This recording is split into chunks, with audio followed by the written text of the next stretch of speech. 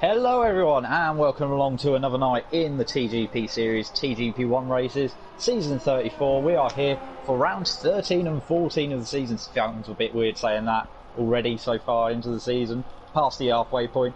We're racing around Hungary and Belgium tonight, and we've got these two races for you around the Hungaro ring and the Circuit de Spa Francorchamps. Dom will be joining me in the commentary box tonight. How are you, Dom? Hello Owen, good evening everyone. We're into the second half of the season tonight and two tracks where we saw some brilliant racing from TGP2 last Wednesday. Most notably the four-way title fight around the Hungarian circuit for victory. Last week in TGP1, Carl won only his second race of the season. We've had 9 winners from the opening 12 races, but that strong consistency from the lead Williams driver has put him 56 points clear of Corey, with Danamat not too far behind. So those chasing 3 will need a strong night tonight. But here we are, Hungarian Grand Prix, the first of 2 races tonight. Pole we're expecting to be around a low 1 minute 13. And so far it is Matt Tibos who currently leads the way, but a 10th clear of Kyle, and Dan the Man just about to finish his 3rd time lap now. Yes, he is. Dan the Man, just go keep an eye on him. Where is he now? He's just coming into the pit lane actually, Dom, so that's not really a flyer. Trying to see who's on a flyer. Newgarden's on a flyer as he comes around the penultimate corner. A lot of guys are on outlaps as we speak, ready to go for their final flyer. Meanwhile, I'm going to quickly run through the championship standings, and Kyle is currently leading the championship on 188 points, followed by Corey in second on 132. Then we have Dan the Man in third on 129. Fourth is Matt Tibos on 190. And 5th is Jay Luke. We've got about a minute and a half left to go in this session now, Dom. So who do you think is going to maybe put in a good final lap and get themselves up into pole position, or at least fighting for that top 5? Well, we have got to keep an eye on both Mercedes drivers, currently 16th and 17th. Corey, the reigning champion, yet to set a run in. Both his times so far have been invalidated. So easy to do around here, especially around turn 4. Really easy to just go a little bit too over the curb and have that lap invalidated. So Corey, let's keep an eye on him, the Mercedes driver, looking for one final run before the end of this session. We've got Kyle now starting his final attempt. This will be his last lap, and Corey in fact goes quickest. Yeah, Corey's gone pole with a 13.4. I think the next person across the line who's got to really compete for it is Jack Hickey. He's coming through this middle sector now. Got a few guys up the road as well. Aiden's on an outlap. There's a few guys starting outlaps. It's going to be touch and go whether they make it before the line. But we are Jack Hickey coming through the middle sector. Just coming through turn number 11 now in the racing point. Coming through, he's about a 10th up on his previous time.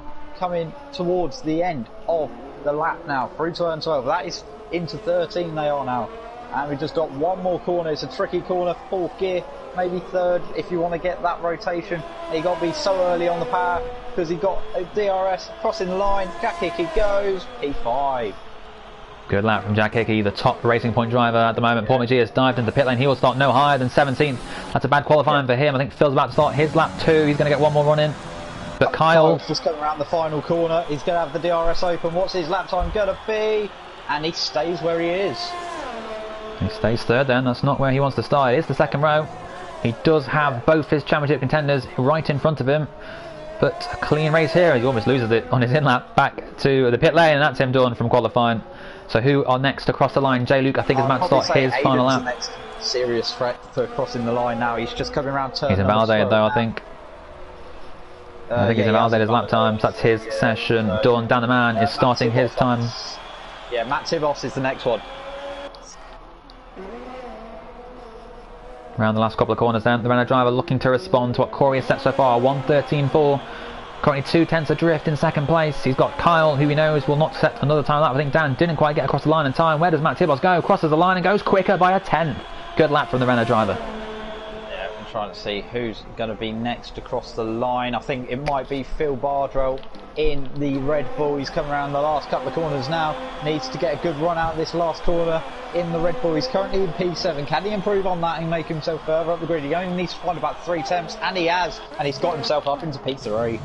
Good lap from Phil Bardwell, going ahead of the championship leader, and that now I think leaves just the racing point of Jack Hickey to cross the line, but he has invalidated his time. He will start no higher than 6th position. Dan's on a lap. Okay, I'm not sure Dan actually started in time. I think he may have done so, but it looked to me like he'd passed after the time expired, but he's on a quick one. He's on a quick one. He's about 4 attempts up. If he's going to let him have this lap time. Round the last corner he goes now, Dan the man. We're on board with him in this Ferrari. DRS is wide open. Where's he going to put himself? And he puts himself up into P3. Okay then, so I swear he didn't cross the line in time, but he must have. He's gone P3. That's a very good position for him, and that demotes Kyle down into 5th place. Championship leader will start at the 3rd row of the grid alongside Jack Hickey in the Racing Point. But what a qualifying. That's Matt Tibbos' 3rd pole position of the season, his former 2 coming at the China and the Netherlands a few weeks ago now. But yeah, pole position here, Hungary, what a lap. Yeah, what a lap indeed. Kyle down in 5th position, championship leader. Not ideal for him, especially on a circuit that's very difficult to overtake on, Dom. Indeed it is. We saw in TGP2 last week there was an almighty scrap at the front, 4 drivers all fighting for that race win, but in the end just wasn't enough place to get through. You saw the likes of Jordan and Jack just unable to make any moves on Alistair, who led from start to finish, but it does make for a very tense race, and the slightest mistake can ruin it. Yeah, so a quick rundown of the grid before we go into the race. We've got Matt Tibbos on pole in the Renault, followed by Corey in 2nd. Then we've got Dan the Man in 3rd, Phil Bardwell in 4th, and Kyle in 5th.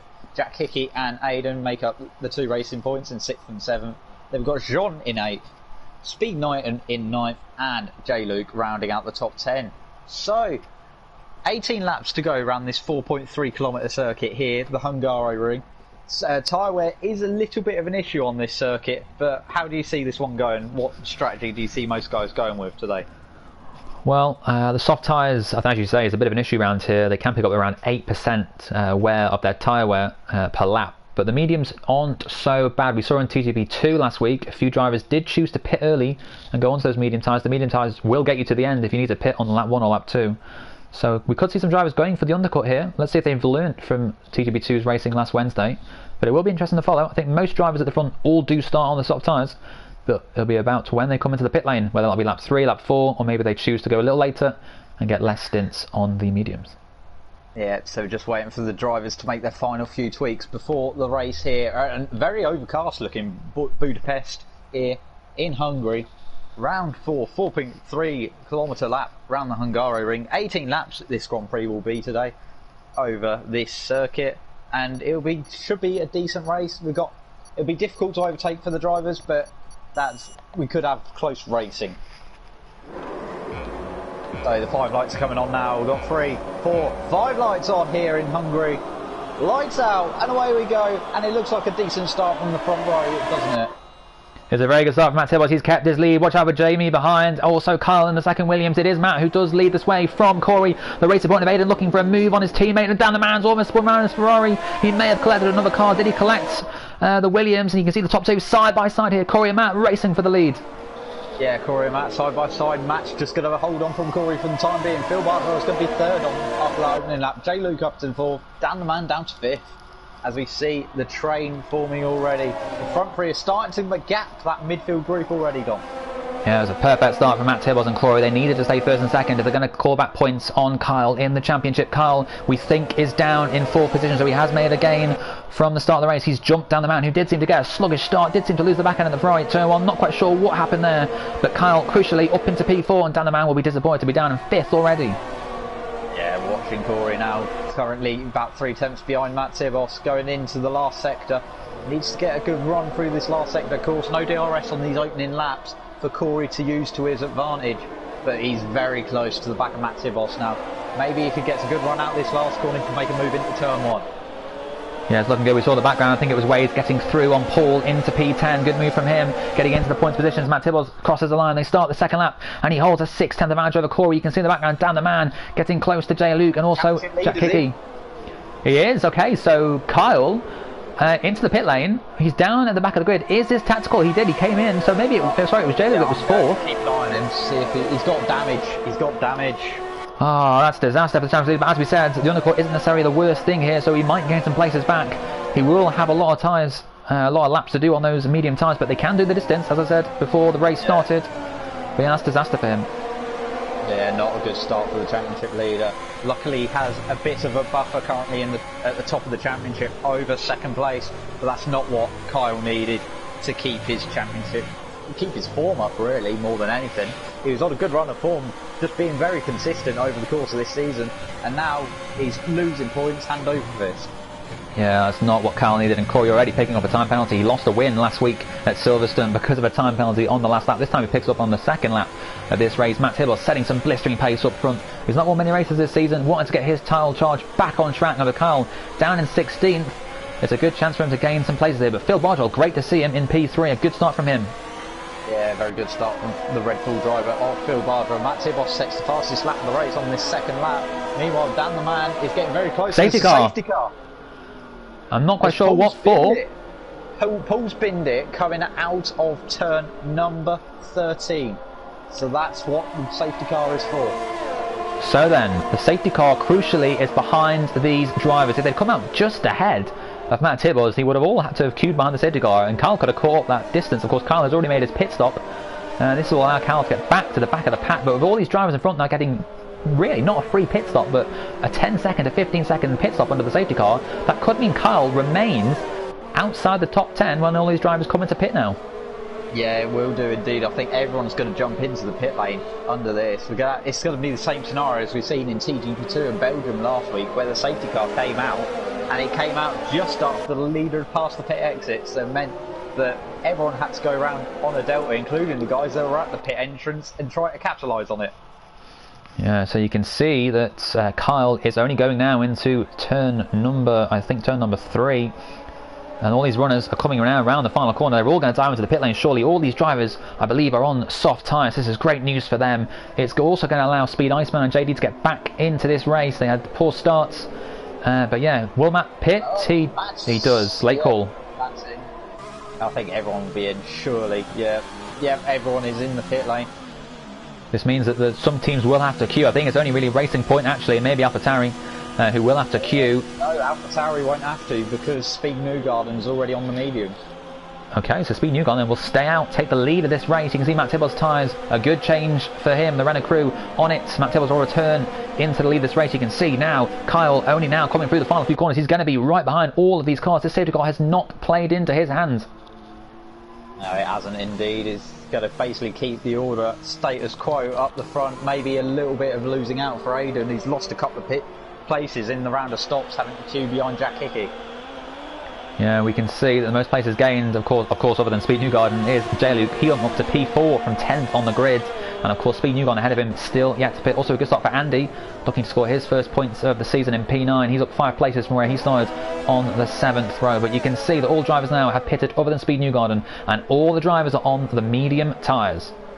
Yeah, and we know from last week that the medium tyres pretty much can go to the end from here on out. So this is actually a bit of a disaster for Speed Newgarden. He started on the mediums, trying to do the alternate strategy, and because of this early safety car, it's really kind of shot him in the foot. Indeed it has. So Speed Newgarden will have to now try and just go as long as he can on these medium tyres. Try to go until about I suspect lap 12, lap 13. The softs can't do many laps around here. But he will find himself with all these faster cars behind him on fresher mediums, likely looking to get through on him very soon, which could affect Newgarden's race and his rhythm. Yes, it could indeed. He's got to basically keep his composure. The safety car will be coming in this time round, so it's up to Speed Newgarden to back the pack up sensibly before restarting this race. Well, safety car not messing around. Matt Tibbles then will be the net leader when Newgarden comes into the pit later on, but he's got to pass Speed Newgarden. Where will he get that move done? It's Hungary. It's not the easiest place to overtake. Will he get a move into turn 1? He needs to get a great exit. As you can see, Newgarden now already going. Yeah, he's gone indeed. Matt Tibos is all over the back of him on his fresh rubber though, so I think he might have him down into turn 1. We're green again here at the Hungary ring on lap number 5, and we are racing. Matt Tibos all over the back of Speed Newgarden. He's going to get the move done into T1. Yes, he is, and that's Tibos back into the lead of this race. Also, Phil has overtaken. Phil and J-Luke are battling behind side by side, going into turn number 2 now. J-Luke up the inside, and I think he's just about going to get position, but Phil's hanging on around the outside in the Red Bull, side by side, and he's just about to get the position there, Phil. Yeah, brilliant stuff from Phil Bardwell, just about holding on. You can see Corey now all over the back of Newgarden, but that was a crucial move from Matt Tibbles. Matt Tibbles can now try and pull away as Phil goes a little wide, gives J-Luke a chance to try and get that P4 from him, but Corey, look at that, getting very racy. This is allowing Matt Tibbles to now try and pull a little bit of a gap over Corey, who of course carries that 3-second time penalty, and Kyle crucially still in P14 behind Jonas and Speed Risky. Yeah, Kyle, bit of a disaster for him. Newgarden's made a mistake in this middle sector, so they're going to be side by side heading into turn 11, and Corey's got moved on. Nice stuff, down the man. Past him. Yeah, down the man. Gone off. Newgarden went off there, not quite sure what happened. Look like he may have tapped the the wheels of Corey. Corey had made the move stick, and Newgarden went off the circuit, so I think maybe they banged wheels. Phil Bardwell third, down the man into P5, Jack Hickey in sixth, and Speed Knight in seventh. And we've got to move the background. Speed Iceman up, as we can see, Speed Risky has overtaken Waze. Well, crucially, because Corey had to spend that, extra half a lap stuck behind Speed Newgarden, it meant that Matt Tibos has been able to break the DRS from Corey behind on this opening lap. And meanwhile, Corey's got a bit of a DRS train forming behind him. Indeed he does. You've got Phil, Jamie, Dan the Man, Jack Hickey, Speed 9 all on the back of this train. We're on board now with Speed 9 looking right on the rear of that racing point, looking to clear him, but it's just so hard to overtake here. And Matt Tibbles, that is beautiful reading for him. He's 1.8 seconds clear. He can now keep his calm, keep his focus, and on course for another race win this season, as Dan the Man picks up a 3-second time penalty himself. Yeah, he picked up a turn 4, like I said in qualifying, very easy to do, to pick up a penalty in that corner. And he has picked up a penalty, and now he has the 3 seconds to pay for it. Meanwhile, further up the field, we have Corey pulling a bit of a gap out actually on Phil Bardwell now, so Phil is now going to be the head of the train. As well, might scrap further back as well. You've got Andy seeming to struggle on those medium tyres. Waze and Kyle are right on the back of him. Kyle working his way through this field, needs to score as many points as he can here. He does hold a very healthy 56-point lead in the championship, but he needs to clear these drivers soon. You can see Waze getting impatient behind Andy, needs to take his time, and that allows Kyle to go through into P12. Kyle now looking to get back through on Ginger Andy, and Waze seems to be all over the place, not quite sure what he's doing on those tyres. Speed Iceman also now getting racing behind these two as well. Yeah, meanwhile, the DRS has been enabled this lap. We're on board with Speed Knight, and as he heads into turn 1, is he going to think of a move on Jack Hickey in the racing point? No, not quite. It's not quite close enough. Meanwhile, we'll go further back down the field. Kyle looking to the outside of Andy going through turn 1. He's going to get the move done, surely on the exit. Yes, he has, and he's up in position. Brilliant stuff there from Kyle, working his way up through the field. Andy locks up behind. He'll be now with Speed Iceman right on the back of him, but that was a crucial move for Kyle. He's just one place now away from the points positions. He's got 11 more laps to do something about them in front.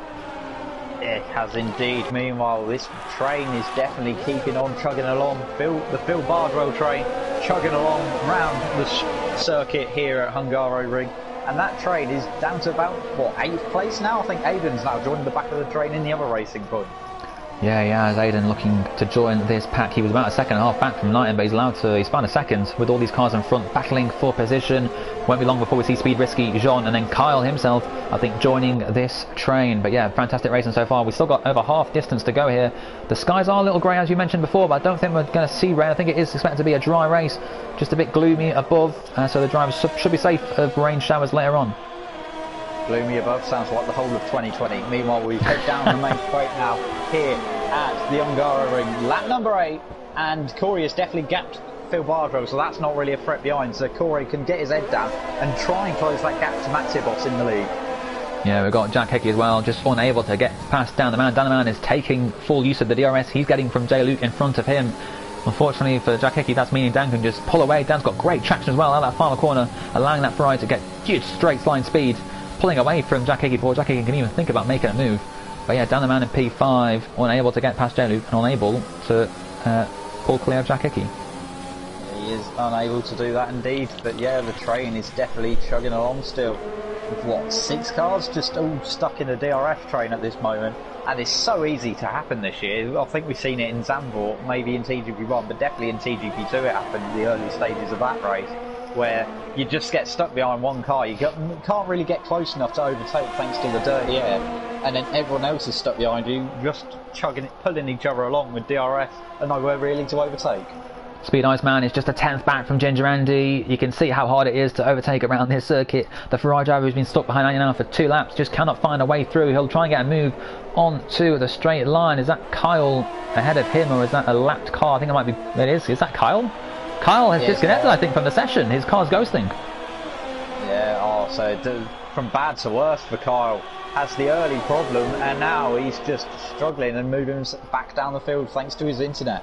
And this disconnection means that his 56-point lead could come crashing down. 25 points would be the distance that Matt would pull back on him. That lead would come down very much so, and this is brilliant news for those ahead. Yeah, well, the most effective it would be is if Corey wins this race, because Corey is the closest challenger currently in the standings. Well, Corey looks like he's going to get second at the moment. He's pulled the 3 seconds he needs on Phil Bardwell. Phil Bardwell 4 seconds back from the Mercedes driver, holding off J-Luke down the man, Jack Hickey, Speed Knighton, and now Aidan Griffin's behind. Speed Risky unable to keep with this train. 4 seconds adrift as Andy has passed Jonas in the background. In fact, Jonas has dropped down another place. Maybe Jonas has had an incident or spun round or something. Maybe he's lost it at turn number, I think, 8 or 9. Not what he needed in this race. Speed Iceman still stuck behind Ginger Andy. You can see these drivers unable to make a move, not even on the straight line into turn 1. Yeah, it's really struggling just to keep up with someone in this dirty air, because the trouble is you can't really get close enough in twisty sections, and then when you get the DRS, there's only really one opportunity, and if you're not close enough, you have to be realistically within about 3 tenths of someone on this straight, because it's quite a short straight in comparison to other circuits on the calendar to make the move done.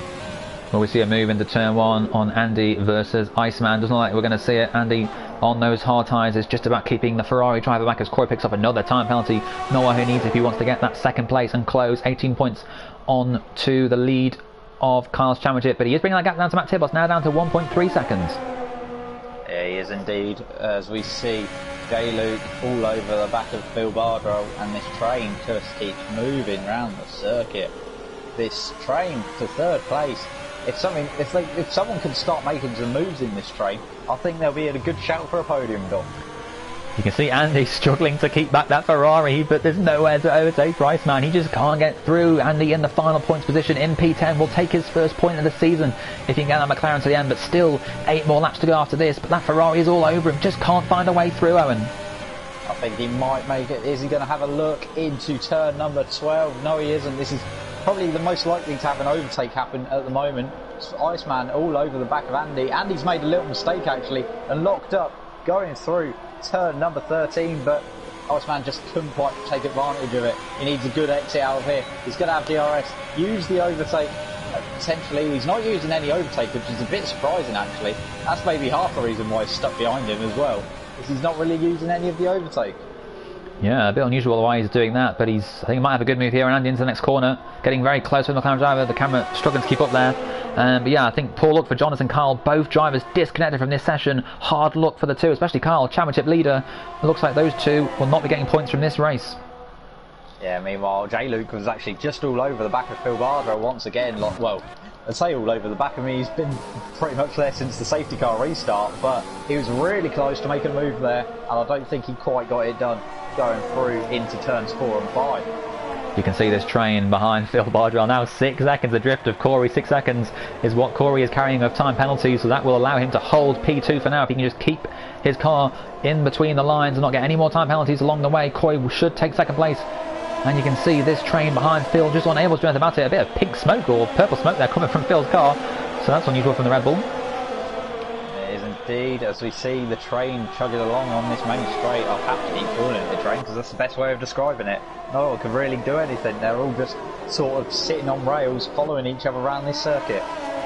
Indeed they are. Speed Iceman might be now about to make a move on Ginger Andy. This is the best he's looked so far going into turn 1. Can he do it? Yeah, he's going to be round the outside, heading towards turn 1. He's got the DRS open and he's got the move done, but Andy's going to try and go back up the inside, clips the side of the Ferrari, tries to get the move done, couldn't, and Iceman's up into the final points position. I think Andy knew once Iceman got through, that was probably his chance of the points gone, so he had to try something. He tried to be a little later on the brakes into turn 1, but couldn't quite get it stopped in time, and Iceman takes that position. Good move from Iceman, now into the top 10, looking for a points finish. Double Ferrari points, looking like at the moment. Yeah, Knighton's just picked up a penalty. He's one of the drivers in this train that's back in scrap for third place potentially, so that's not going to help his chances at a potential podium. Meanwhile, the back of this train is Aidan, and then we've got a bit of a gap after that for the rest of the field. They're all kind of spread out after this train. Have to apologise for the graphics you may be seeing on screen. Jonas keeps trying to sign in. Jonas, stop it, give it a rest. You're not going to connect. Jonas keeps trying to sign in. I think that's 5 or 6 times now in the last 2 minutes. But yes, so apologies if your screen is covered with a big black box top left. Down the man has DRS on J-Luke, but isn't quite close enough. Look at that, he's 7 tenths back. Phil Bardwell doing very well so far on P3, looking to claim that podium position. Phil has really found some pace this season. He almost won a race last time in Belgium, but overall not the best of his seasons. But this time he seems to find a bit more pace. Aidan Griffin's found more pace last week, but he's struggling so far tonight in P8, stuck behind this train. Knighton, who won in Austria last time out, also unable to do anything about it. Yeah, meanwhile, Dan the man is actually getting perilously close to losing the back of J. Luke, which means losing the DRS, so he might find himself being a sitting duck this time next lap. That might also allow J. Luke to have the pressure off him and just focus ahead rather than behind, just focus on that Red Bull of Phil Bardwell and maybe snatch the podium from him. With Dan the man now, well, I say that now, he's back under a second again, so maybe he's just saving a bit of ERS management. He's now back to 8/10 within that Williams driver. Williams driver struggling to get through on Phil Bardwell. Yeah, he must have a setup that's quite high downforce, Dan the man, compared to the drivers in front then, because he gains it all back in that middle sector.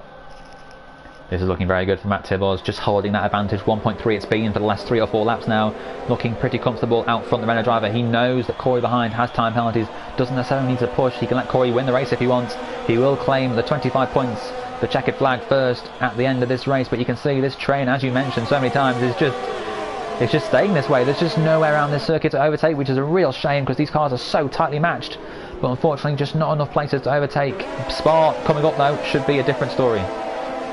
Yeah, it should be indeed.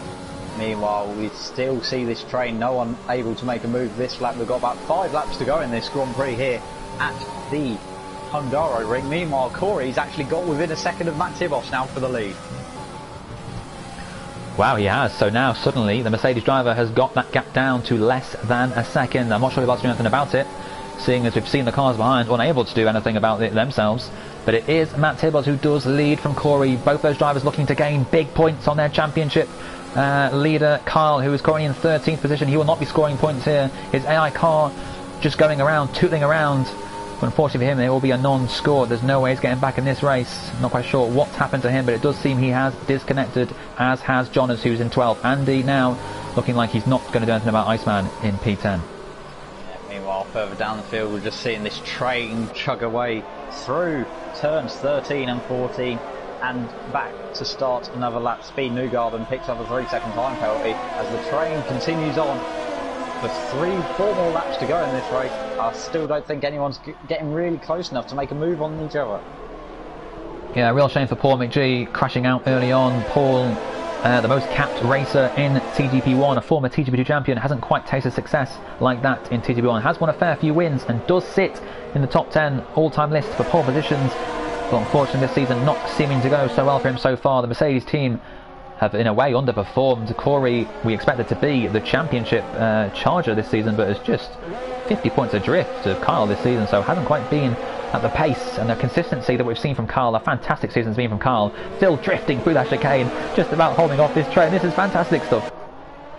Yeah, it is indeed. Corey, meanwhile, is all over the back of Matt Tibbos. He's actually a lot closer than looking more likely to make a move than any of that scrap for third place.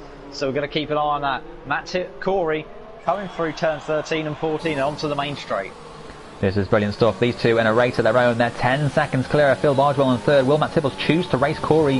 Whether he knows that Corey has the time penalties or not. Matt Tibbos takes DRS, I think, onto the straight because of JD's AI. So that will help Matt Tibbos going into turn 1 at least. But there'll be 3 more laps then for Corey to try and at least cross the line first and take the checkered flag before Matt Tibbos.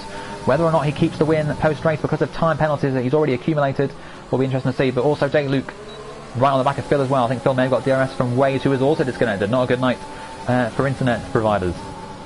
No, not a good night indeed. Meanwhile, J. Luke definitely all over the back of Phil Bardwell, and Corey is all over the back of Matt Tibbos. So that train is keeping going. 3rd to 8th, and my intervals have disappeared, but I think Corey is looking with a very good shout, or at least trying to get Matt Tibbos on the road. Yeah, Corey has come alive in the last 4 or 5 laps. That gap was staying at around 1.5 seconds for a good 6 to 7. But now all of a sudden Corey has closed that gap. He's now right on the back of the Renault driver. Can he make a move coming up as we're about to start the penultimate race? The penultimate lap of this race. There'll be 2 more runs to go. We've got a yellow flag in sector 3. Not quite sure what that's for. Looks like Andy's dived into the pit lane for some new tyres, so he will be lapped, I think. So if he wants to go for fastest lap, he's going to have to do it quickly. As Corey looking for a move now onto the start-finish straight, Owen. I don't think he's going to be quite close enough to make a move into turn number 1. Same with any of this train behind. I don't think they're going to realistically be close. Corey had a little sniff actually. Just as we were saying, he didn't have a chance. He has a little sniff into turn 1. He's going to use the overtake on the exit in towards turn 2, but again, I don't think he's going to have to be quite an ambitious move, to be honest, to try and get Tibos now on this lap. So he's got one more realistic opportunity, and that's into turn 1 on the final lap. Corey looking alive, and that Mercedes all over the back of Matt Tibbles. Matt Tibbles just trying to get to the end. I think he knows that Corey might have time penalties behind, but look at the Mercedes driver almost pushing him along. Matt Tibbles looking twitchy in that Renault all of a sudden. It looks so easy for him, but is Corey going to make a... Is he going to make a move into the chicane? I don't think he is. No, he didn't. That's what I was about to say myself. He's looking to have a sniff into that chicane. Couldn't quite realistically get the move done, so now he's just going to sit behind and wait for his opportunity, his final opportunity realistically in this race, and that is the main straight into turn 1. Yeah, we're about to see the chance then coming up. You can see Jay Lucas drop back a bit from Phil, almost a second back now, so he might even get the advantage of DRS on the final lap. Down the man, also a second back from Jay Lucas. That might allow Jack Hickey to have a chance, so we'll cut back to that shortly, but here's another good chance for Corey to maybe get Matt Tibbles into turn 1 on the final lap. On the final lap, he's going to use the overtake. He's heading down the main straight. It's about 6 tenths, so he's going to be pushing hard just to get close in that gap. I don't think he's going to be quite close enough. Matt Tibos is going to hold on. Meanwhile, Jack Hickey's actually very close to the back of Dan the Man, and Dan the Man has no DRS this lap to help him defend. So this could be P5 for Jack Hickey. Just going to see what happens heading into turn 1. It's going to be very ambitious on the brakes. A little bit deep, try and get the crossover, doesn't quite get it working. Got the DRS once again. Is he going to use any overtake? No, he isn't. And I think that was Jack Hickey's chance of P5 there, and he just didn't grasp it. Yeah, it's a real shame. Jack Hickey, he might have run out of time now to get that move. There's another yellow flag in sector 2. JD is out of this session, but it looks like it is going to be Matt Tibbles who is going to get the checkered flag first before Corey. Corey's pushed him hard, but unfortunately for him, not quite close enough. He is going to finish 6 tenths behind on the road. Phil Bardwell 10 seconds adrift in third. He will get that final podium place, at least as they cross the line, but I think he also has a time penalty as well to think about. Yeah, so coming around the final few corners now, Matt Tibos looks like he's going to retain the race victory and take home the 25 points. Corey is, I think he's going to have enough thanks to penalties and come home in second. So, go around the final corner now. Matt Tibos wins the race for Renault. Corey is going to come home in second, and then Phil Bardwell looks like he's going to be pretty safe in third. Yeah, Phil Bardwell will take P3 at least for now. Does he have more time hunters accumulated than J. Luke Aiden, getting very close to the back of Speed 9 as well. 5 tenths of difference, but he's not going to run out of time. He's going to run out of time. Phil Bardwell does take the final podium place just ahead of Jack Hickey. So J. Luke, in fact, he had a time penalty. He drops back a little further. Aiden Griffins did get Speed 9 right at the end to take P6, and Danaman in the end will be disappointed with P8. Will anyone else get any more last lap changes of position? I think Risky is pretty safe in P9. Speed Iceman in the second fry will get another point on his championship tally. He's going to be P10. Newgarden will miss out, and the big story here is that Kyle, championship leader, who had a 56-point lead coming into this, is going to score nothing for P12. Speed Iceman takes the fastest lap on the last lap, so that is going to be 2 points going his way. Ginger Andy did pit for new tyres, but he has already crossed the line. He was a lap down, so he will not be stealing that fastest lap from anyone. I think Kyle may be back in the session. I'm not sure if that's his ghost or that's actually him back in the lobby. He will finish P12. No points for the Williams driver. We'll get the championship standings to you very shortly. I think that is definitely Kyle, because he's gone very wide, and he finishes in P12.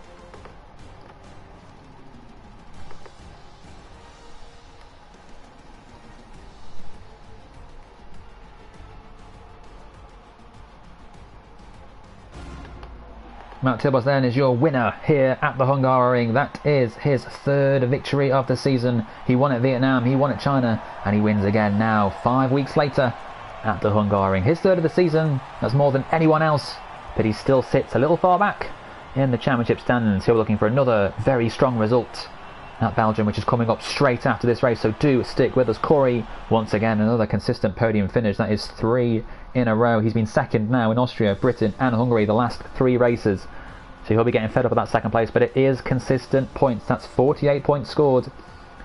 It's 54 points scored, I think, in the last 3 races for Corey, so he'll be happy with that with P2. And yeah, as I said, Phil Bardwell getting a very good podium position there. That's his second podium of the season. He finished third back in Vietnam as well. But Aidan Griffins was 6th, Knighton was in 7th, Dan the Man disappointed to be 8th, Risky 9th, Iceman 10th, Newgarden the driver of the day in 11th, Kyle, Jean, Andy, and then further behind them was of course the other runners of Jake, Waze and Paul.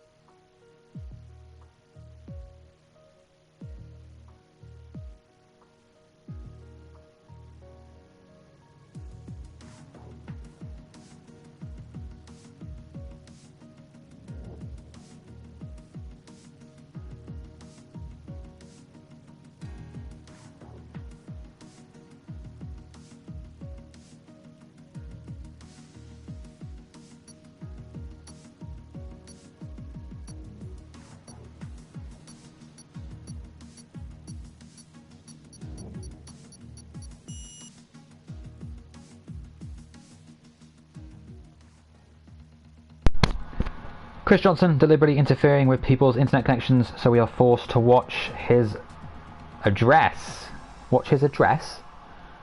That was the comment from Dan the Man in the stream, not the views of TGPSeries. Unfortunately, we are having some connection issues here today. Jean and Jake all hoping to rejoin during qualifying and get in for the race. Not quite sure what's going on today. Co-master servers appearing to be down. Boris Johnson, not Chris Johnson, says Dan the Man. Boris Johnson deliberately trying to interfere with people's stream so that people watch his address to the nation about lockdown. But why watch a lockdown address when you can watch a lobby full of drivers not readying up because other drivers are unable to join the session because of connection issues? Hello, Owen. Hello. What did you get at Mackey's? What did you get at Mackey's? Chicken slacks, I hope. I did. Oh, good choice. 3-piece, 5-piece? 5. Oh, risky. Well, here we are then. We are here for the Belgian Grand Prix, the second race of the night, the 14th round of the season. Very shortly I'll get to you the championship standings as we go into this race, but 18 minutes ahead of us, we've got Jean back in the session, so 16 drivers are here at the moment, still trying to get some more in. Not quite sure what seems to be the issue today with the servers, but hopefully they'll be restoring themselves now and we'll be back with a full lobby very shortly. Yeah, so that's what happened while I was having my dinner. So, okay, right, I was wondering why the lobby hadn't started, to be honest. I was like, sitting there eating my dinner, wondering what was going on. But that clarifies that for me. As we see the first few drivers head out onto the circuit now. I think Kyle is going to be the first car out. Yes, he is. So Kyle just heading down the Kemmel Straight now and getting ready to be the first person that set flying lap in this session. Kyle needs a response. For last race, not scoring any points. He remains on 188 points in this championship. We've got some big news here at Spa. It's known for its changeable conditions, and indeed it is a wet race start for this Grand Prix, and it is meant to dry up, so we could see a race very similar to Zandvoort, which was fantastic earlier in the season. Yes, we could indeed. So, a few drivers coming out early doors in this session, trying to get their first runs in, get a bank lap in early in this session. Just watching Kyle now coming through towards, I can't think what corner he is. He's at the campus chicanes, and now he's just coming through the Staveloes now, ready to start a flying lap. Don't know why I said ready twice there, Dom. Neither do I, Owen. Maybe you're ready for this qualifying session. Kyle about to start his first time lap of the session. Let's get some juicy telemetry, lap data and track maps up for you all as we prepare for the first lap of qualifying around this Spa-Francorchamps circuit. Yeah, so getting ready to go for the lap round this Spa-Francorchamps circuit. 7-kilometre circuit here. It's going to be about 11 lap races. Kyle starts his flying lap now, heading down into the source hairpin, down to second gear.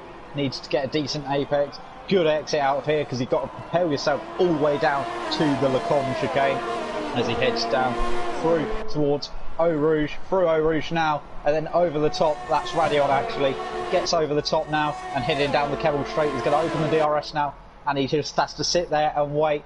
Spot his braking point, ready for the Lecombe chicane as he comes towards the end of sector 1 now. Here comes the technical bit of the lap through Lecombe chicane, 4th gear, and then just quick upshift to 5th gear for the final part. Now heading towards the Bruchel's hairpin. That is turn 10, down to 3rd gear. Quite a long hairpin as well. It reminds me a little bit of Luffield at Silverstone. Now through No Name, 4th gear through No Name. Gets a decent-ish exit, a little bit of a slide on the exit there, and now he's just got Pouhon to go. Downshift a gear through Pouhon, but pretty much flat apart from that. Quick downshift, and now he finds himself heading towards the chicane. That is 13 and 14, the campus chicane. 5th gear through the first part, maintains 5th gear through the second part, and now into the Stavelo, down to 4th gear for Stavelo 1, and then it's flat through Stavelo 2, looking like a decent middle sector so far from Kyle, and now it's just the long run down to the chicane as he heads through Blanchimont. In the old days this used to be quite a scary corner. In modern F1 this is flat as you like, no problem there, and now he's just got the final chicane to go here at Spa. Downshifts to 2nd gear for the first apex, needs to get a good exit out of the 2nd apex. Decent run, DRS open, dragged to the line, and his opening lap is a 42.4. That's the benchmark then. Drivers behind will be setting their first laps of the session. I think Dan the Man is just starting his first time lap. Watch out for him. He's been quite good in qualifying this season. Who is finishing laps at the moment? I think maybe the McLaren Ginger Andy is also about to start his first time lap. Where is Corey? He has invalidated his time. He'll be back into the pit lane. Paul Mcgee, what about him? I think he is about to set a lap time. He is on a lap at the moment. Whether or not he'll be anywhere near, won't be anywhere near Kyle because he's miles back. So he will not be improving on his time. What of the Racing Point drivers? Aidan Griffin's currently P5. Because no one said a lap. Will he beat that time of Kyle? 1:42.4 as he comes into the final chicane now. Yeah, they're already derating heading into that chicane as well. He's going to come across the line, and he's only 1,000 slower, even with the derating before. So if he didn't have that derating, he might have been able to get pole position there, Dom. Yeah, very close between the top two. Then 1,000th of a second of the difference. Will Speed Newgarden go even closer? Can he go in between them? I think that's not mathematically possible, is it? Oh, yes, at the same time as Kyle. Newgarden around the final corner now. Crosses line. Where can he go? It's not going to be a time of the pace of the two in front. He goes 1.4 seconds adrift in P3. Next across the line, I think, will be one of the Haas drivers of Waze or Risky. It is going to be Risky. In fact, no, he's about to start a lap. Or he's backing out of one. He's backed out of one. He's back into the pit lane. Yeah, meanwhile, I'm on board with Matt Tibos as he's just coming through the end of the second sector now. There's a lot of traffic at the end of this second sector and the start of sector 3 for Matt Tibos to contend with. The winner last time out in Hungary, I believe, yeah, he was the winner last time out in Hungary. As see him just trying to pick up a little bit of slipstream off the back of Waze and head toward Blanchimont.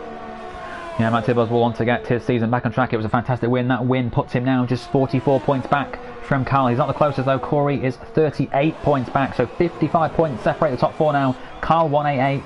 Corey 150, Matt 144 and Dan 133. What can Matt Tibos do? His first time in qualifying, 142.4 is the time to beat. He crosses the line and goes half a second quicker. Yeah, 141.9. First guy to dip into the 141s this qualifying session. I think we'll see a few more guys dip into that come towards the end of this session, but that is a benchmark set by Matt Tibos. Corey back into the pit lane. He has not set a lap once again, just like it was in Hungary. He's going to leave it very late, seeming to find it very easy to cut corners around this circuit. And for now, once again, we'll have to come into the pits and set a new lap on a new set of tyres. I would say from experience it's more track extended. I think it's more the issue on this circuit than corner cutting itself. It's very easy to just dip a wheel outside the white lines on the exit of some of the faster corners, especially the exit of the chicane at the Com and No Name Corner. So we've got Speed Risky, Jack Hickey, Phil Bardwell and Paul Mcgee all on their out laps now. In fact, Waze has started his. He's going up Rouge and Inzerelli, and now Jack Hickey starting his time lap. He's been one to watch in qualifying this season. He was in TGP2 last season, promoted for his very strong pace, and so far we've seen him already challenge for race wins. In Monaco he came very close, finishing P2 behind. I think it was Jean who won there after Dan's strategy call. But Jack Hickey is one to watch in qualifying. Will we see him get a pole around this circuit? Oh, disaster. He's been doing a pull on. Meanwhile, I'm on board with Dan the Man now. He had sort of a warm-up lap to begin with. Now he's on an actual flyer coming through the final chicane here at Spa. What's his lap time going to be? What's his first proper lap time going to be for the Ferrari driver? And he puts himself second. Good time from Dan the Man. Speed Iceman, I think, is returning into the pit lane. His teammates, he will not be setting a lap. Matt Tibos also now returns to the pits. So I think Waze will be the next one through. He's invalidated. He'll have to go again. And you can see already, what's that? 7 drivers yet to set a lap in this session. Corey and Paul are both about to start new laps for them. And I think Jack Hickey will be the next one to cross the line and set a lap. In fact, no, he's invalidated his time. So he will have to go again. Yeah, so we've got a little bit of a lull in the session at the moment with drivers on various in-out laps or just sitting in the pit lane. No one actually on a flying lap as we stand on the circuit. Kyle is just coming through on an out lap. I think pretty much, yeah, like I said, everyone is on in laps or out laps or just sitting in the pit lane. Phil Bardwell took pole position last time we raced at Spa-Francorchamps, unable to convert that into race victory. He lost it through Pouon, and unfortunately, well, the rest is history. Phil Bardwell did not take a race victory that day, but he took pole here, the most recent pole sitter. He knows how to drive a lap of Spa-Francorchamps. Are we now on board for a new fastest time from Phil Bardwell? He's about to start his run down into turn 1. Yeah, meanwhile, further on in lap, Paul is currently the furthest round. He is actually on a flyer, so to add to Phil on a flyer, there's Paul on a flyer as well. Neither driver has currently set a lap time in this session with about 9 minutes to go in this session, so they need to get this run in to get a bank lap in before going all out on the final run with about 3 minutes to go in the session. Phil might get a tow here from Jean996, his friend. He will. That will help Phil massively. The Red Bull driver taking the most of that. He's going to help him a lot. Poor Mcgee, I think, round the final corner. Where is he now, Owen?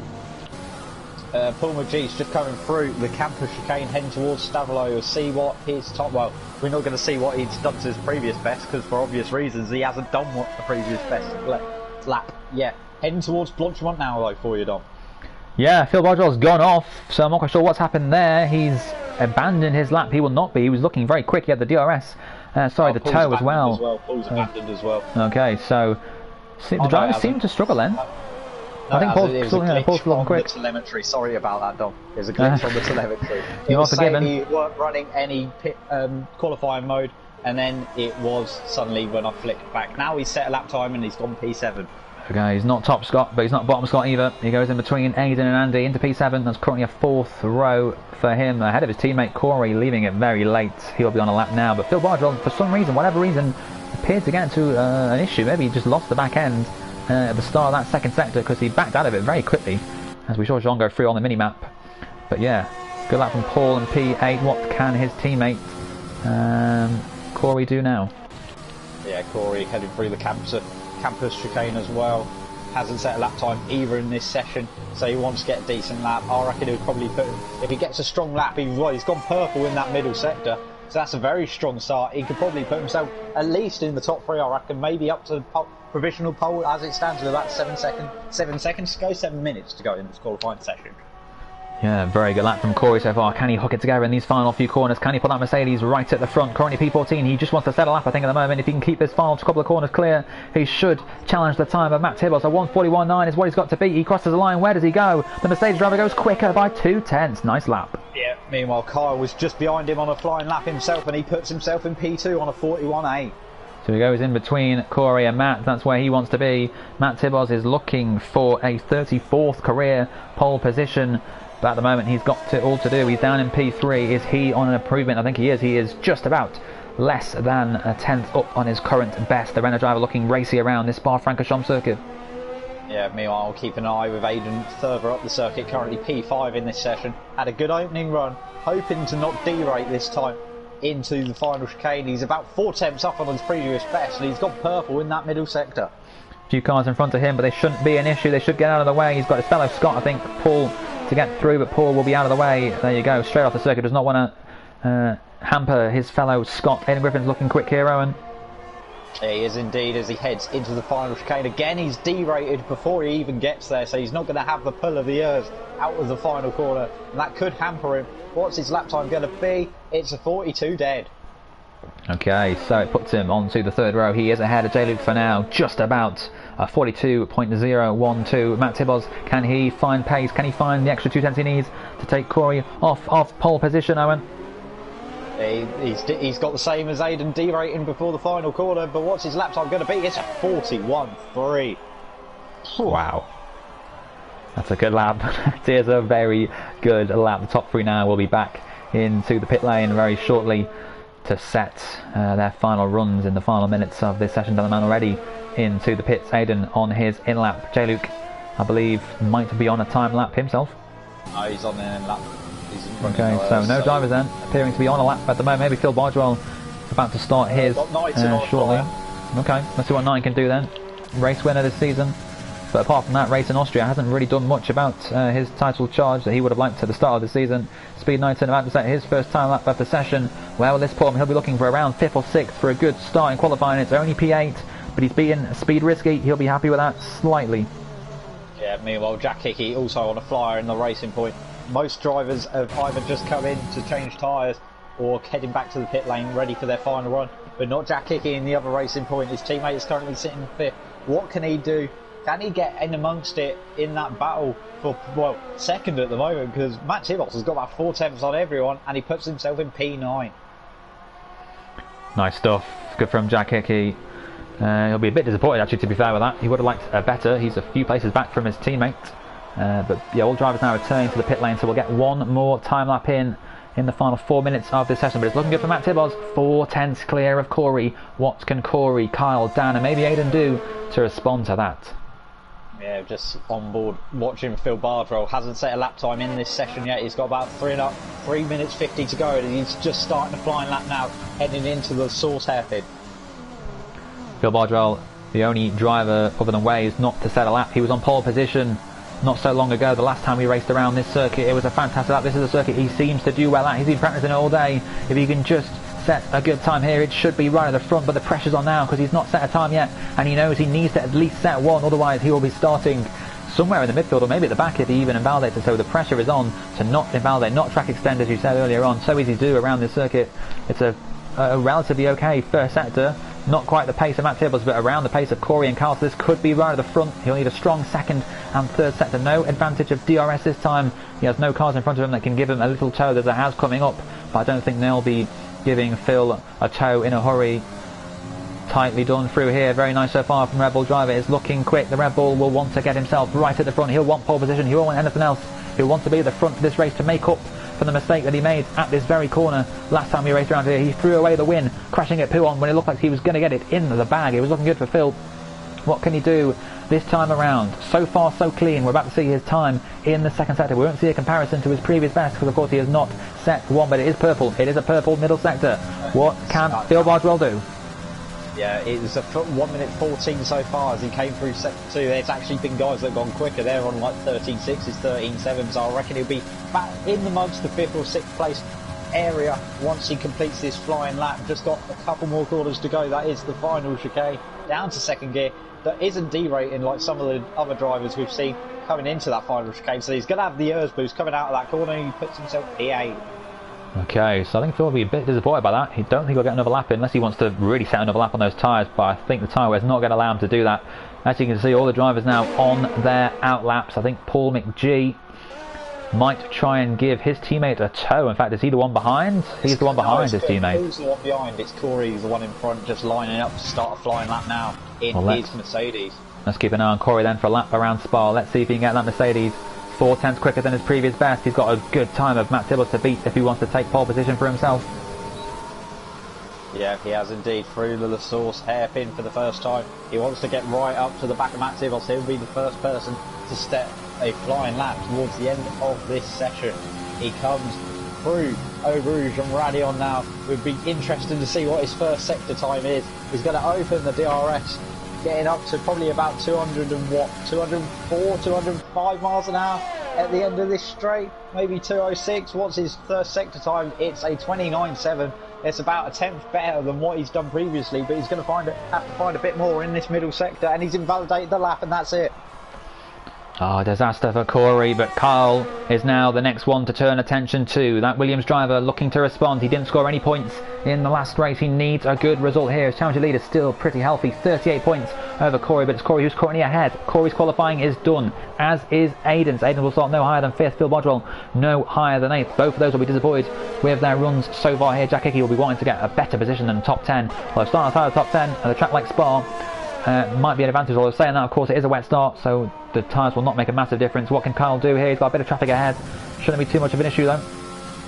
It shouldn't be too much of an issue. He's coming up to the back of Paul. I think Paul's actually on a flying lap himself, so this is not ideal for Kyle if he's caught a guy that's on a flying lap. And I think, just have a quick check, I think Paul is, he's on an invalidated lap. Jack Hickey's binned it. Jack Hickey is out of the session, as is Speed Newcard, and 2 cars are out of this qualifying session. A bit of drama there. In fact, Paul will be giving a bit of a tow here to Kyle. I'm not sure what Paul's teammate Corey will think of that.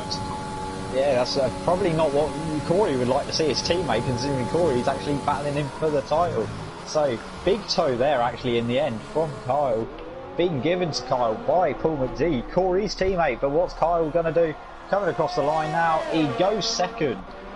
Well, I'd love to be a fly on the wall in the Mercedes garage post-race. Paul Mcgee has just given his J-Lo go second. What a lap from him. The second Williams. Sorry, I lost that one. A very good time as Jean also improving. Matt Tibbles is invalidated. Okay, so Matt Tibbles looking safe there unless Dan or Jean can do something about it. Jean will be the first one of these two to cross the line. Dan the man a bit further back. Don't think he's necessarily improving the time to beat Matt Tibbles. Where can Jean go? He stays 7th, so attention's now turned to Dan the man. He's slightly down on his previous best, but yeah, a spy on the wall in the Mercedes garage. Kyle has gone ahead of his championship challenger Corey because Corey's teammate has given Kyle a tow. So not sure what Corey will think of that. Will there be some tensions in the Mercedes garage going forward from this point on? Is Paul just Paul's a nice guy anyway, so Paul's probably just given a bit of an advantage to his friends. And look at that, Dan the Man is looking quicker. He's 3/10 quicker. This will not be enough for P1, I don't think, but it could be enough for P2. It could be indeed. He's coming through Blanchimont for the final time in this qualifying session. He's going to be the last driver, I think, to set a qualifying lap in this session. Yeah, he will be the last driver to cross the line. Can he get anywhere near Matt Tibos and battling for pole? Or is Matt Tibos safe? Coming round the final corner now, earning his way out of it, and he's gone third, I believe. So Matt Tibos has taken pole position. Indeed it was. P3 for Dan the Man. He'll start on the second row, and not necessarily the best place to start. P1 here at Spa-Francorchamps. The slipstream is so huge. El Perouge Radion and then the Camel Straight. Of course, it is a wet start, as we've mentioned already. Matt Tibos, though, pole position. Look at the gaps between second and third. It was only 2 thousandths, the difference between J-Luke and Dan the Man. Kyle not much further back himself in P4. Corey, 5th place. We'll be disappointed with that in the end. Aidan, John, Phil Knighton and Jack Hickey completing the top 10. Yeah, so that was the top 10. Top 10 covered by 1.4 seconds in the end. But look how tight it was up the sharp end. 4 attempts ended up covering up Matt Tibos down to Corey, which in these circumstances, around a track this length, 7 kilometres in length, the Spa circuit, that is very impressive indeed. 4th pole position of the season for Matt Tibos. Can he convert that to a 4th race victory of the season? And that would really set a warning to his title rival Kyle. As I said, just a quick reminder, the points: Kyle does lead the way, 38 points clear of Corey, 44 points clear of Matt Tibos, and 55 points clear of Dan the Man. So the top 4 in the championship, in fact the top 5 in the championship, all start in the top 5. J-Luke a bit further back in P. Chance of the title's probably gone, but it is a wet start here at Spa.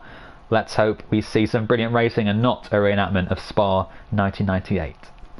Yeah, we definitely don't want to see that. It looks like all the drivers will be starting on the inter tyres, looking at what I can see in the garages down below. So if it stays dry if it stays wet even for the majority of this race, I reckon there'll be no stops. But we could see it dry up, like you said, towards the end of this race, and that's when we'll see the drivers crossing over onto those slick tyres and probably go to the softs to the end after that. Okay, so we're about to go racing here at Spa-Francorchamps. What have we got ahead of us? This is going to be a very interesting race. The top 3 in the championship, all looking racy, but who will be victorious in about 25 minutes time around this Spa-Francorchamps circuit? So, get ready to go here at Spa-Francorchamps. The lights are coming on, 3, 4, 5 lights here in Belgium, and lights out, and away we go. And it looks like a decent start from the front row. Matt Tibos has got on the way nicely, so has J-Luke. Kyle's got the best start of the lot of them. And saying that, Dan's got the best start of a lot of them. I don't know where it looked, but it looked like a decent-ish start. But well done, Dan and Kyle. They're going to go side by side up Eau Rouge now. This could end in tears if one of them doesn't back out on lap 1. They're side by side and just about got through okay. And Kyle has just about made it up the top of Radion as well somehow. Corey is all over the back of him, heading down the Camel Straight now. There's a yellow flag behind, so I think someone's had an accident at the top of Eau Rouge. No, I think we're just about okay actually. Corey is just about going to sit behind Kyle, but I didn't know where to look on that start. Fantastic stuff from Matt Tibos. He leads away again. A crucial start for him. He just about kept down the mount, and we've got yellow flags. Is that a safety car? Yeah, safety car. It is a safety car. So then, it looks like no one's involved in an incident, so I'm not quite sure what the safety car is for. J-Luke, unfortunately, from second on the grid, disconnected just before the race began, so he has dropped right to the back of the order. Maybe that has brought out the safety car, maybe the confusion for the game coding. Matt Tibos, though, leads this race. Dan the Man is up into P2. Kyle is third. It was a fantastic start from Dan the Man. And Corey, up to P4. Phil Bardwell up to P5 from, I think, 10th on the grid? Good start from him. Yeah, the only thing I can think of that's brought out this safety car is debris at the top of Eau Rouge and Radion. So a bit of debris at the top of the Eau Rouge and Radion from the front wing of Risky's car is the only thing I can think of that's brought out this safety car. Don't think any drivers will pit like we've seen in Hungary, just because on the inter tyres they can pretty much go to the end, no issues. We were expecting the rain to dry out right at the very end of this race, maybe too late to change on to the dry tyres, but now that we've got a safety car, the race is going to be delayed by a few minutes. The pace will slow down for the next couple of laps, and that might just allow the chance to see a switch to the dry rubber come the end of the race, and that will help no one more than J-Luke, who's currently P14. He mastered the strategy around Zandvoort. Can he do it again here to save his Belgian Grand Prix? But Matt Tibbles does lead at the end of the first lap, and we are under safety cars conditions. We are under safety car conditions. Just having a quick run through of who's the biggest winners and losers on this start. A lot of guys further down the field have decided to take this opportunity to come in and get fresh inches, I want to say. We'll see. I'm just going to keep an eye on that before I do a rundown on who the big movers and shakers were at the start. It's actually a lot of guys coming in for damage on their cars.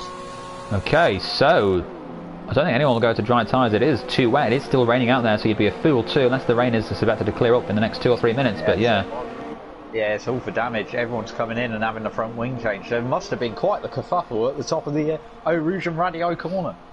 Okay, all the drivers lucky then to still be in this race. Matt Tibbles, though, does lead. Down the man, gain the place from J-Luke, dropping down. Kyle and Corey also gaining a place each. Phil has gained 2 places, and in fact he's up to P5. Jack Hickey was the one who started 10th. He's up to P6, and Paul will be happy to be inside that top 10 in 7th place. But yeah, disaster for J-Luke, who unfortunately disconnected because of his game error code just before the lights went out here at Spa. That's a shame to see, not what everyone wants to see here. Meanwhile, I want to make a note of Jean, already gained 9 positions on that race start. He's put himself right up into the points playing positions now.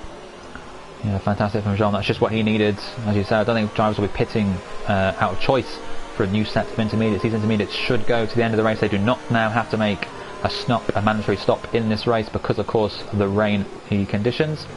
Safety car could come in the end of this lap.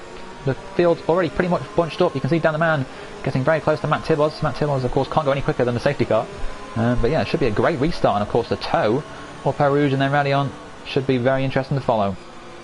It should be indeed. So I think maybe the safety car will come in this lap, maybe next lap. I'm thinking more likely this lap though. We'll have to wait and see as we head through the capital chicane in the safety car terrain. We'll find out as he crosses the sector line now whether it's going to be another lap or not, and I think it is going to be another lap behind the safety car. Well, another lap then, unless safety car's going to leave it very late like we saw at F1 in Tuscany a couple of weeks ago, giving Bottas no chance to react really around that circuit, which of course caused a bit of an incident, the restart. But the safety car will start for one more lap, so that will again delay the race and allow the chance of dry conditions towards the end, which makes it very exciting for us watching at home. Sorry, yeah. Yes, it definitely will make it quite exciting for us indeed. Sorry, I was having a drink then. You just kept quiet as I was having a sip of my chocolate milkshake. Oh. As we head round, and a lot of drivers getting 5-second penalties for severe collisions coming into that chicane in the end of the lap. So Jack Hickey picked one up there. I think someone else picked one up as well. Just for clipping the back of someone under this safety car. You don't want to do that because that can be a hampering to your race. Meanwhile, J-Luke, Paul and Risky are all in the pit lane. Well, more controversially, you've gone for chocolate milkshake. I think strawberry milkshake is definitely the better of the 3. I think banana's probably the weakest, but I think strawberry just takes it for me. Chocolate milkshake is nice, but it's no strawberry, Owen, I think. I have to disagree with that opinion there, Dom. Well, you won't be back next week. And I won't be back next week, so that's fine. Not with opinions like that, Owen. Strawberry milkshake is the GOAT. Safety car will come in at the end of this lap.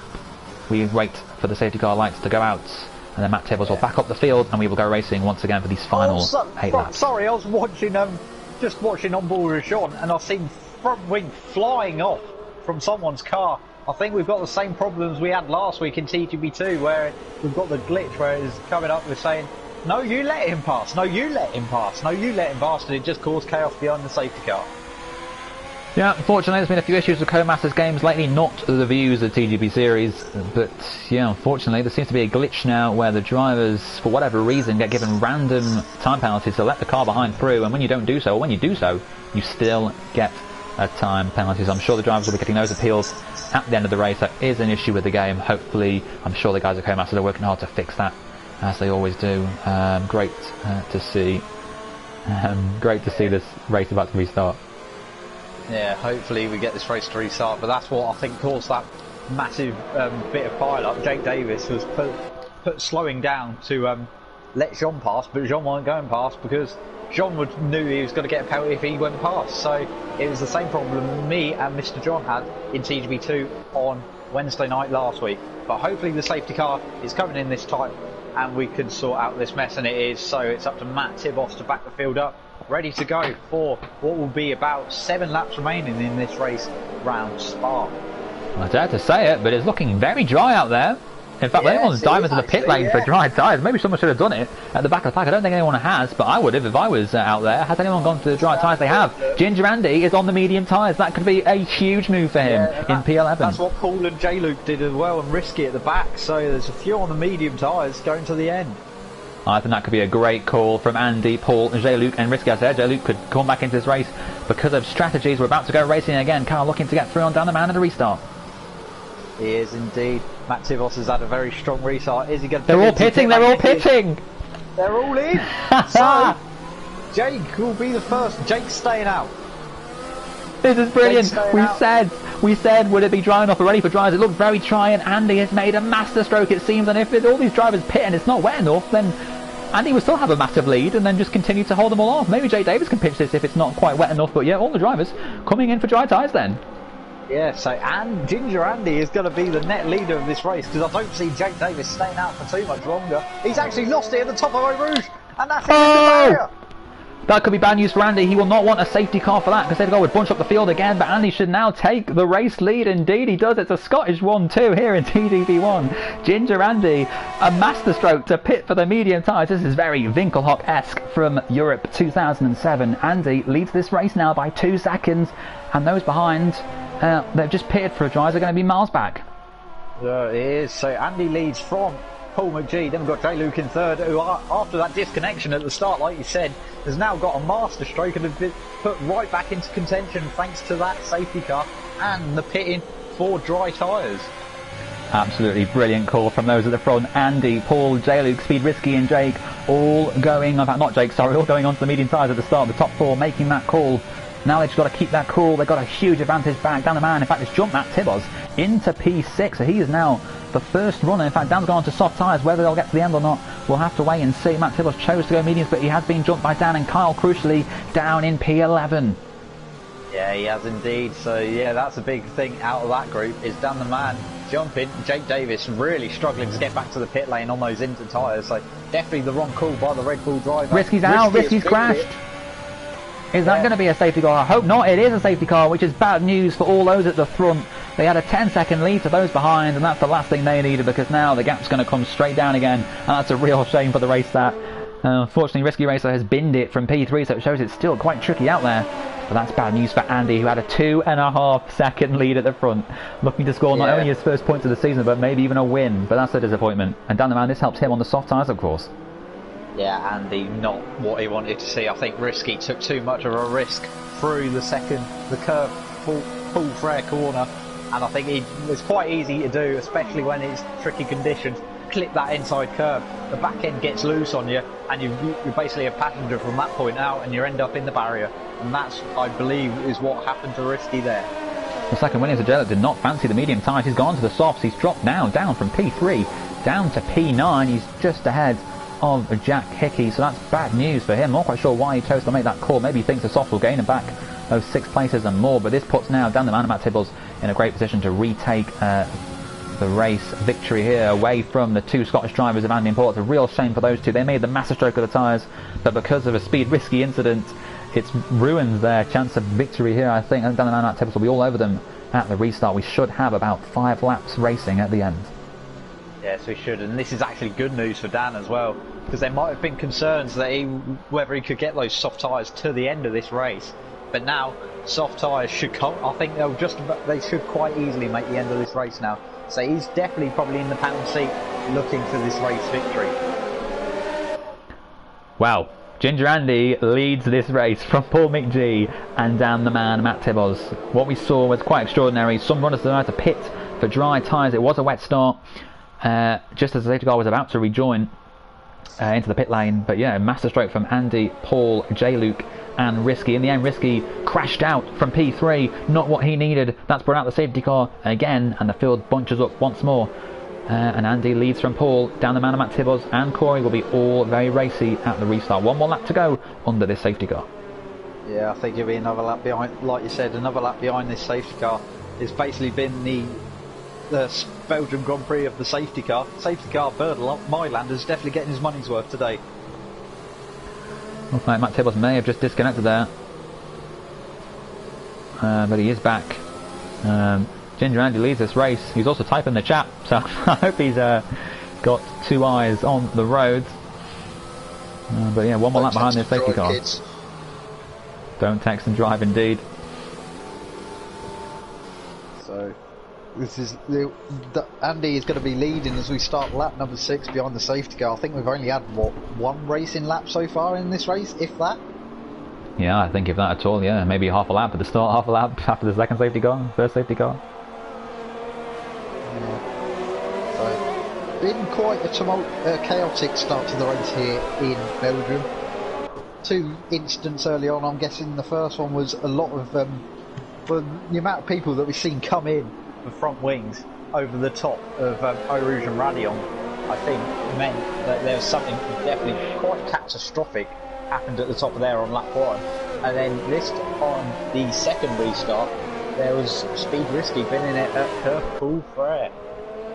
Live team radio from Ginger Andy, race leader, has said whoever roll out that second safety car, he's going to murder them. So Andy finding the funny side of it, despite seeing his 10-second advantage over third downwards reduced to just, well, a few tenths. So Ginger Andy knows he's got a lot of work to do here to hold on and win this race. I'll be very surprised if he can take that win. But if Paul gets racy with Matt and Dan behind, it could allow Andy to maybe pull a slight advantage and maybe, just maybe, become the 10th winner from 14 races this season. It would be indeed. It's been quite an exciting season so far in TGP1. A lot of different winners, like you said. Andy could be the 10th winner. If Paul wins this race, I think it would be the same for him. He'd be the 10th different winner this season in 14 races. I think there's only been a couple of guys that have actually won multiple races this season, isn't there? Yeah, I think it's just Kyle, Matt and Corey who have won more than the one race win.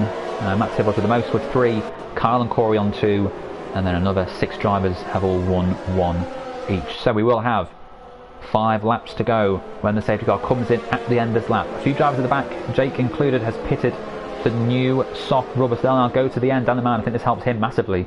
Wasn't quite sure he'd get the softs to about 8 laps, but now he's only got to do, well, 5 or 6, having done the lap earlier on. So let's see then how this restart goes. Andy has crucially got to stay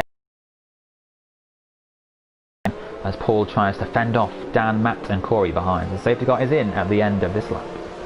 Did you want to say Paul any more times in that sentence? You said it about 4 times as the safety car, like you said, he's coming in at the end of this lap. Paul, Paul, Paul, Paul, Paul. Hello, Paul. Anyway, now stop taking the Mickey. We're getting ready to go. Andy is backing up the pack, ready to start. He's got to wait for that safety car to get to the pit entrance as they all fan out behind. It's very similar looking to what happened in the Tuscan Grand Prix, but hopefully none of the accidents. Ginger Andy will wait until the very last moment. He'll try to catch them out, try to catch them by surprise and go when they're least expecting it. He will not want Paul to be all over him as they go down that camel straight. They're going to be very close to him. Dan the man just waiting and waiting for the front 2 above to go. Look at this, Andy holding them up, waiting for that moment to go, and he's gone. Yeah, he's gone. He's heading towards the chicane now. And Paul's actually just about stuck with him. Meanwhile, behind, Dan the man's actually struggling on this restart. Matt Tibbos is all over the back of him. He is. Paul Mcgee sticking with Ginger Andy to Scottish 1-2. You can see behind that Corey getting very close to Matt Tibbos. These 3 can't afford to race each other too much. They want to stick with the leading 2 Scots above them. I'll try to not say Paul anymore, but Paul with a great chance here now and Andy up Eau Rouge. Yes, he is. He's trying to pull the gap in. He's going to have the overtake, and no DRS yet, but he's going to have the overtake. Andy's going to be quite defensive, really defensive heading down this straight. He's going to have to use as much overtake as he can. Paul's going to look to the outside maybe, and Andy just about hangs on for the time being. Meanwhile, Dan the man had his own pressure behind, but luckily had the toe of the 2 in front to hold on from Matt Tibbos. Corey is in 5th. Then we've got Phil Bardwell in 6th, John in 7th, making up 10 places from starting position, and Kyle, the championship leader, down in 8th. Very good pace here from Andy at the front. He crucially kept Paul behind, which is what he needed to do at the restart. He's done just that. Now he's got to keep his concentration for the last 4.5 laps. Can he win a truly magnificent race here at Spa-Francorchamps? He's got the Mercedes very close to the back of him. You can see Dan, Matt and Corey just behind these two, waiting for their opportunity. Andy is going to have a hard job to keep this train behind him for the next 4 and a bit laps. Look at this. This is fantastic stuff. But the McLaren driver for now leads. But will Paul make a move here?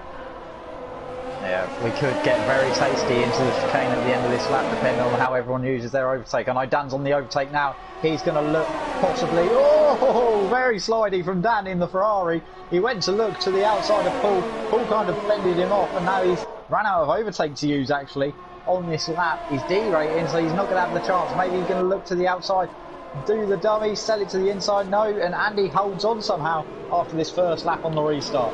Meanwhile, Corey behind has overtaken Matt. Crucial move from Corey now. Can Matt? Oh, Matt's lost it. That's a huge drama for the championship contender. Matt Tibbs is out of the race. Yeah, so that's not what Matt wanted to do. Lost it from the lead. Yeah, Andy, massive slide. They've got this side by side heading up Eau Rouge. I think Andy's going to have to concede defeat there and try and get him back on the exit. They're going to be side by side coming up the top of Radion now. No DRS yet, but is he going to use the overtake? He's all over the slipstream. Dan's all over the slipstream of him. Andy looking to the outside, trying to make up for his mistake. Round the outside of Lacoon. And he's going to get the move done round the outside. No, Paul's sticking with him, heading towards the final part of Lacoon. Still side by side, heading towards the hairpin now. Dan's just sitting behind him watching this all take place. Paul, side by side, little lock up from Andy. And Andy's finally had to give up the position there. Oh, and he's lost it! And he's gone round. He's lost it, the McLaren. And I think he's taken a rebel with him. It's Phil Bardwell. Oh no! Ginger Andy was fighting so hard. He was keeping Paul back, Corey but unfortunately... tried to dive it on the inside. Sorry to interrupt you, but Corey tried to stick it on the inside of Dan the Man into Pilon. Got a half slide, and now Jean from 17th on the grid and now finds himself in a podium spot. Wow, what a crazy few laps.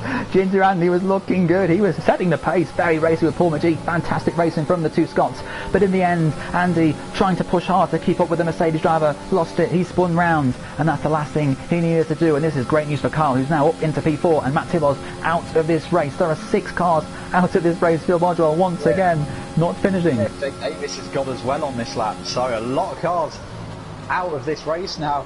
And it's very much a race of attrition now in this race. Pretty much everyone's going to get points. Meanwhile, Newgarden and Wade's battling for the final point. I think they're both limping around with damage at the back of the field, but they're going to be battling for the final point in this race.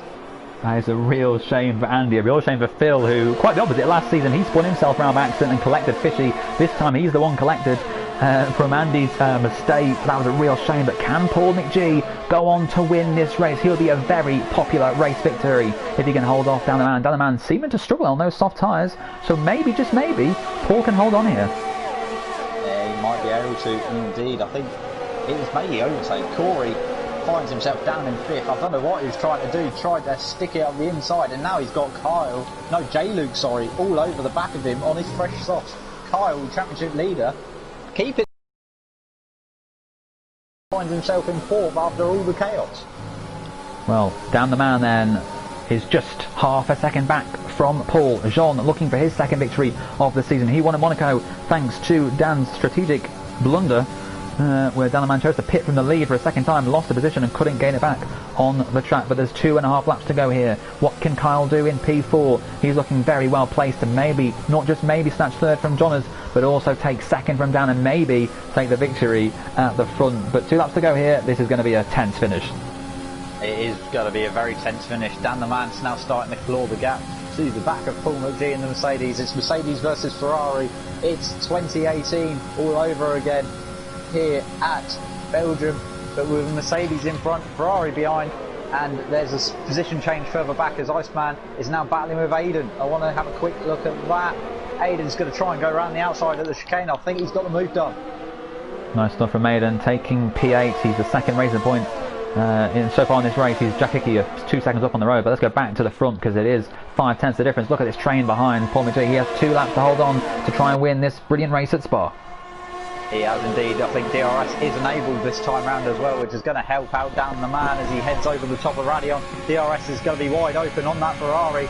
It is indeed. He's closing to the back of the Mercedes. He's going to look to the outside at the Lacoon corner. And I think he's going to have the move done before he even gets there. Yes, he is. John's going to hold on to third ahead of Kyle. And then Corey's actually dropping back from this straight now. I think he's got front wing damage. No, he hasn't. He's just dropping back. Dan is 55 points adrift from Kyle in the championship. At the moment, he's going to score 25 for race victory. Kyle only 12, so that gap will come down by 13 points. Not quite sure who has the fastest lap. We'll find out very shortly who that is, but Kyle looking very close. So it is Kyle. He will gain an extra point for that then. Looking very racy behind John. Can he snatch the final podium place at the very end? Yeah, kicking up a bit of dust on the entry to put on there, Kyle, but still keeping on to the back of John. He wants to try and progress his way up the field and maybe try and get pulled before the end of this race if he can get John. But he's only really got one more. Whoa, the race has flown by. He's only really got a lap left.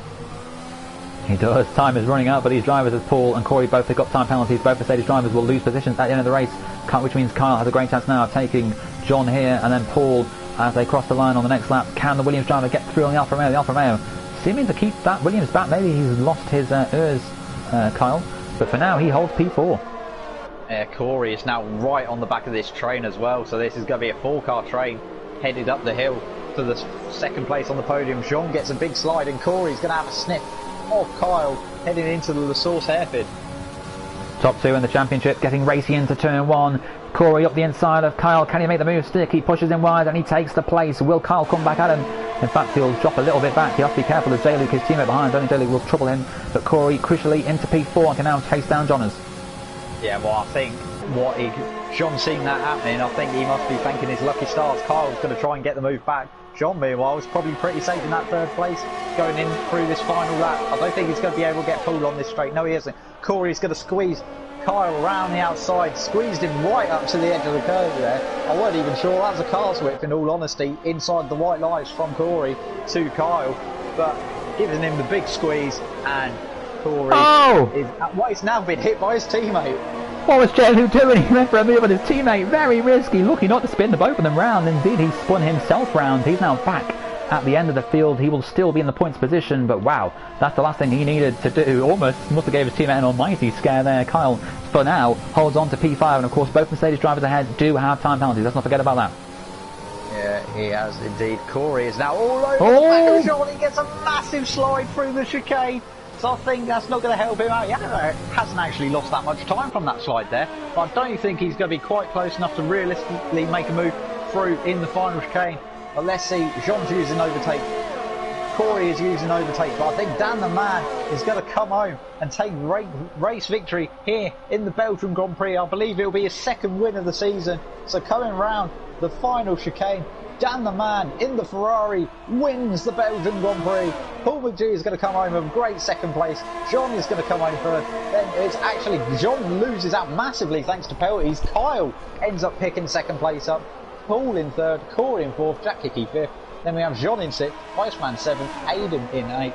J-Luke's going to limp over in ninth place, and Newgarden's going to pick up the final point.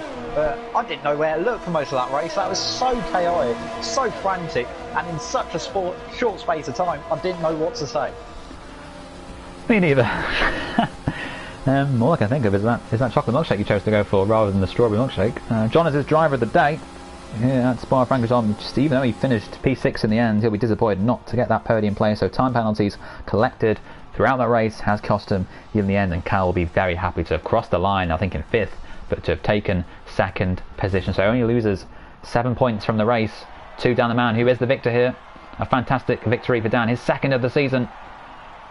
Can he put his title charge now fully on board in the final 4 weeks of the season?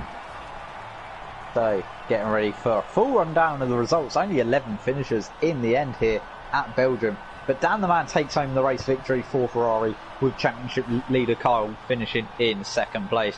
Then we have Paul picking up a very solid podium in third, Corey in fourth, Jack Hickey in fifth, and we have John in sixth. Then we have Iceman in seventh, Aiden in eighth, J-Luke in ninth, and then Speed Newgarden rounding out the points finishers. Waze was the last finisher in that race, and then we have all the DNFs. Jake Davis in the Red Bull, Phil in the Red Bull, Ginger Andy in the McLaren, championship runner Matt Tibos in the Renault, Risky in the Haas, and Knighton in the AlphaTauri. That was a chaotic Belgian Grand Prix, quite a sedate though Hungarian Grand Prix tonight, what were your final thoughts heading into next week? Well, it was certainly entertaining. I did enjoy that. But yeah, what a win for Dan the Man. I've got to feel slightly sad for Andy and Paul. They did such a great strategic masterclass early in the race after the first safety car to pit for the dry rubber. Unfortunately for them, they lost out in the end because of a second safety car. They both would have had a 10-second lead with only 5-6 laps to go. So it's a real shame for them, but we did see some very entertaining racing in the closing laps. But what a win from Dan, and Kyle will be very happy to be back in the podium places. He will indeed. Kyle, I think, pretty much extends his championship lead somehow after tonight, after all the shenanigans in the end. Or if it is a loss, it's not a big loss. He's still quite sitting pretty at the top of the championship as we head into next week. Next week we will be at Italy and Singapore for rounds 15 and 16 of TGP1 season 34. So hopefully you'll be able to join us next time out. Same place, same time, same day. But thank you for watching this stream, and we will see you next time. Thank you and goodbye.